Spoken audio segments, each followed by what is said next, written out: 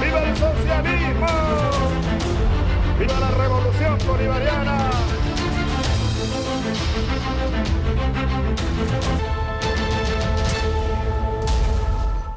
Y continuando el resumen latinoamericano, hablando del Sáhara, vamos a ofrecerles ahora un documental, gracias a la gentileza del canal Russian Today. Se llama 40 años de resistencia y precisamente ilustra sobre todo esto que hemos hablado con el embajador Salem Bashir. Todas esas pruebas documentales, testimoniales y forenses son el corazón del primer auto en España, donde un juez, Pablo Ruz, pide el procesamiento por genocidio de 11 altos cargos y militares marroquíes. Un paso sin precedentes hacia la justicia de las víctimas saharauis. El abogado Manuel Ollé representa a las familias. Es un auto muy importante, ¿no? Porque es la primera vez que se establece una verdad judicial. Y en esa verdad judicial, en el auto de procesamiento, el juez Ruz va desgranando, ¿no?, todos los antecedentes de lo que pasa desde 1975 y desde 1976, desde que España abandona el Sáhara Occidental. Y a partir de ahí narra una serie de hechos, una serie de masacres que se produjeron contra ciudadanos saharauis y las califica lamentablemente de genocidio. Por la forma que fueron asesinados, por la forma que les hicieron desaparecer, se evidencia esa crueldad que es propia del crimen más aberrante que la mente humana es capaz de imaginar, de diseñar y de cometer, como es el genocidio.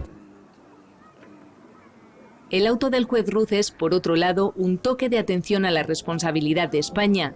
Recuerda, por ejemplo, que ya en 1975 el Tribunal Internacional de La Haya dictaminó que Marruecos no tiene ningún vínculo de soberanía territorial. A ojos de la justicia internacional y española, el Sáhara Occidental sigue siendo la última colonia africana. Esto es muy importante porque esto España siempre lo ha rechazado. Los sucesivos gobiernos españoles, desde los tiempos de UCD, todos los gobiernos de la democracia lo han hecho. Pero ahora es el Poder Judicial el que le está diciendo: usted como gobierno puede decir lo que quiera, pero desde el punto de vista del derecho internacional y del derecho interno, el derecho internacional forma parte también del derecho interno, España es la potencia administradora del territorio. Mi padre y mi hermano no conocían de colores políticos, ni tampoco conocían de guerras. Eran beduinos que van trasladando tras el pasto día a día, buscando alimentos para la supervivencia de la familia. Y murieron justamente por ser saharauis, porque antes de, como siempre ha dicho en su testimonio el testigo presencial, que fueron preguntados antes de ser ejecutados por su DNI, y cuando mostraban el DNI español y viendo que se escribe el Sáhara Occidental, lo ejecutaban.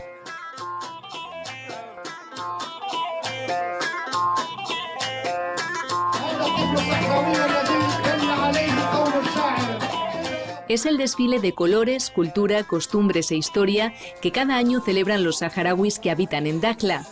Un acontecimiento extraordinario en un campamento de refugiados acostumbrado a una rutina de arena, siroco y té.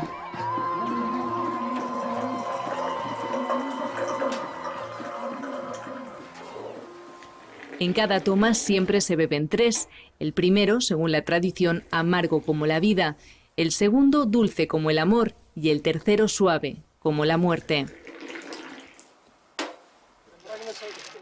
Vida, amor y muerte son las medidas de tiempo en el desierto, donde contar las horas tiene muy poco sentido. Aquí los números a recordar están relacionados con la supervivencia. 50 como los grados de temperatura que se superan cada verano. 7 como los días que pasan hasta que los camiones cisterna llenan los depósitos de agua de cada familia saharaui. 6 como los kilos de harina de los que disponen al mes. 5 como el número de campamentos, cada uno de ellos con el mismo nombre que tienen ciudades ya existentes en el Sáhara Occidental. 2 como las horas por carretera hasta llegar a un hospital donde poder operarse. O 1 como el muro.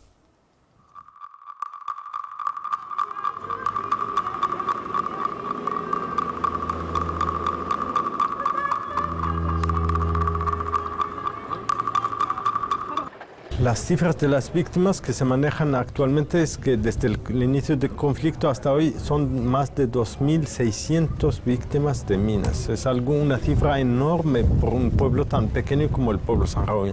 Se estima que es una de las zonas más contaminadas en el mundo.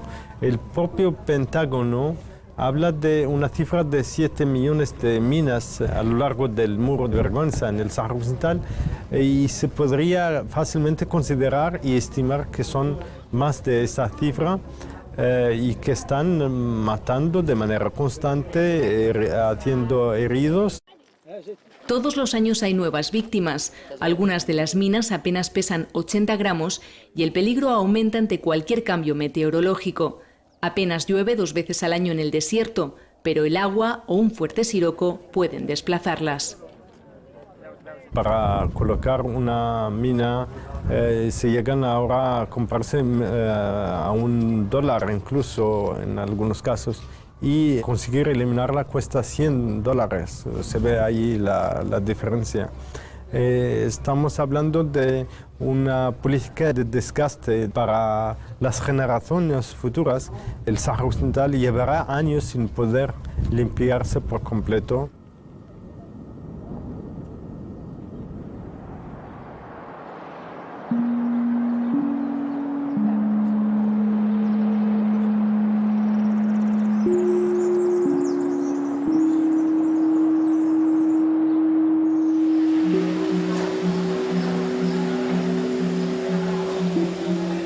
El saharaui Hassan Alia conoce muy bien la palabra desgaste. Es una de las voces de quienes se quedaron o nacieron en el Sáhara Occidental tras la ocupación marroquí. Activista desde los 17 años, está exiliado en España.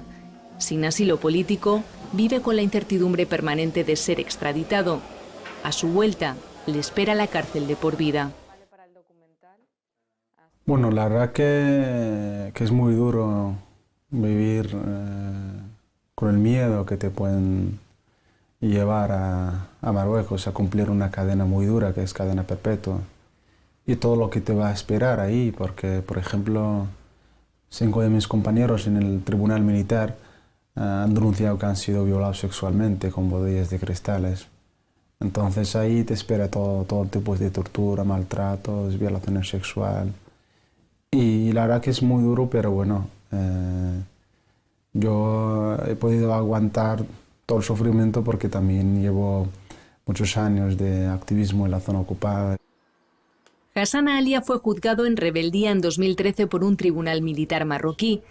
Fue tras participar, 3 años antes, en el campamento de protesta pacífico de Deimizik. Previamente ya había sido condenado y absuelto por los mismos delitos. El abogado Juan Soroeta estuvo en parte del proceso como observador internacional. Yo estuve en el juicio que se celebró en el Tribunal Militar Permanente de Rabat contra 24 o 25 activistas saharauis, a los que se culpaba de haber asesinado a 11 militares que habían entrado en el campamento de Deimizik, que consiguieron llevar a más de 20.000 personas, reconocido por el gobierno de Marruecos, a un campamento situado a las afueras de Laayoune, la capital del Sáhara Occidental. Y en el juicio pudimos ver todo tipo de violaciones de lo que es el derecho a un juicio justo. En el juicio quedó claro que se habían producido torturas desde el momento en que se produjo la detención de los saharauis, durante el periodo que estuvieron encarcelados durante más de 2 años, que nunca fueron objeto de una visita de un médico forense, lo solicitaron desde el principio. Desde el 75 hasta hoy en día, y seguimos hasta hoy, tenemos más de 500 desaparecidos y desaparecidas que sus familias siguen luchando para saber dónde están. Incluso estos últimos años, desde el 2005 hasta hoy en día, tenemos más de 18 desaparecidos y desaparecidas que sus familiares también siguen luchando, y en esos últimos años también más de 14 asesinatos bajo la tortura, el maltrato.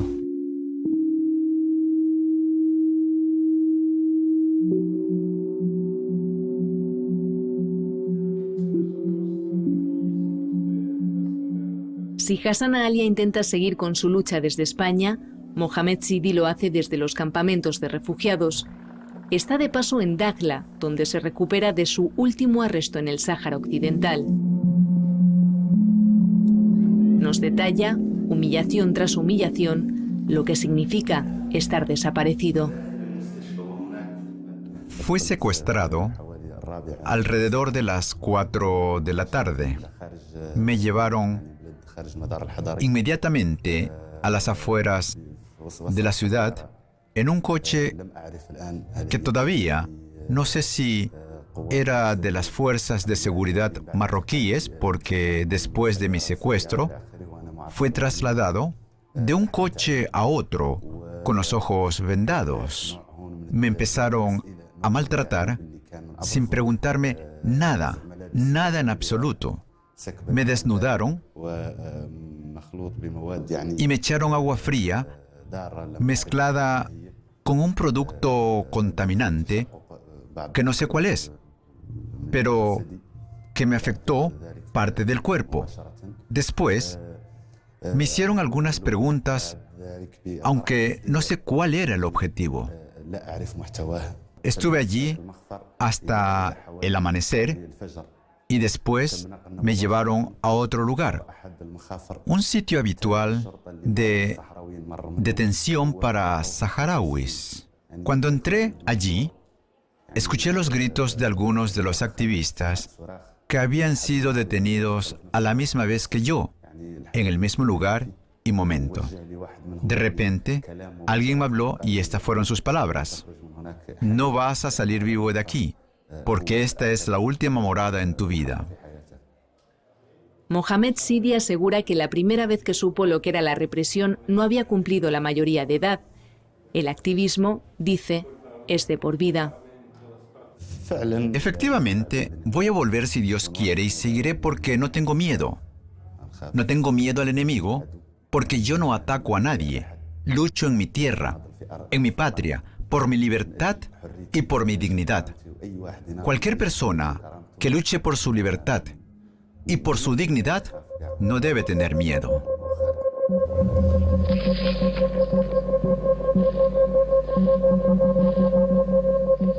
MINURSO is indispensable in its role of supporting stability and security in Western Sahara. De la question du Sahara occidental. Desde 1991, la labor de la Misión de Naciones Unidas para el referéndum en el Sáhara Occidental, MINURSO, ha sido imprescindible.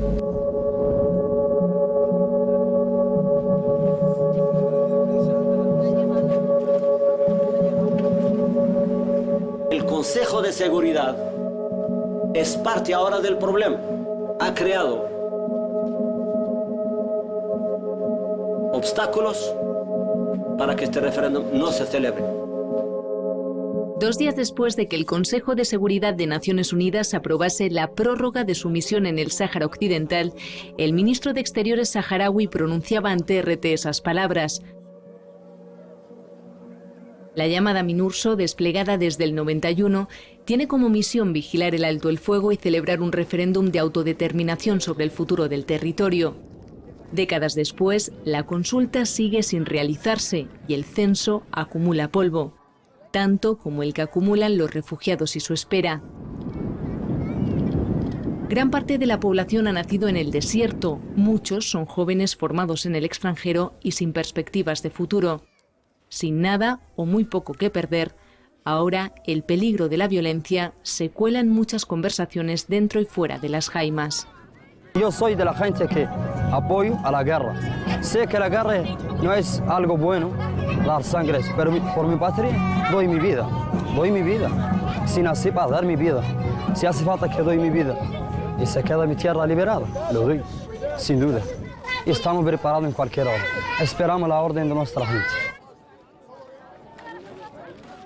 Desgraciadamente, lo que las madres hoy han podido ver con sus propios ojos es que realmente la comunidad internacional está haciendo que la violencia es la única solución. Ahora hay una situación muy difícil. Si en años pasados solamente la juventud estaba en contra, yo soy miembro del Polisario y sé las presiones que está haciendo la juventud, porque siempre han estado en contra de esa vía pacífica. Esto es bastante peligroso. sea, es peligroso en el sentido de que los saharauis, la MINURSO en el territorio lleva ya 23 años. Y muchos están pensando que la MINURSO, en lugar de ser un instrumento para encontrar la solución, se está convirtiendo en un instrumento para legitimar la ocupación. En el Sahara, ¿para qué no corre sangre? No se interviene. Entonces, ¿qué? ¿Nos están dando el mensaje de hacer correr sangre? Nos dice que es un conflicto de baja intensidad. Entonces, ¿qué está diciendo la gente? Bueno, vamos a hacer alguna acción para atraer la atención de la comunidad internacional. Son mensajes negativos realmente. Y más ahora, la gente, muchos jóvenes se inspiran en Mali, en el Sahel, en Libia. Yo tengo 29 años, he nacido aquí mismo. Y el mismo tema. Ya tengo 30 años casi. Durante días cumplo los 30 años. La misma. Pero la causa siempre lo tenemos de frente. Una causa, la saharaui, en permanente espera, y la mayoría del tiempo en la oscuridad política, diplomática, judicial, informativa. Para muchos, sobre todo jóvenes, ya va siendo hora de arrojar luz de la forma que sea, de llegar al final de la marcha. Lo que está por decidir es si, en lo que queda de camino, se levanta una tormenta de arena.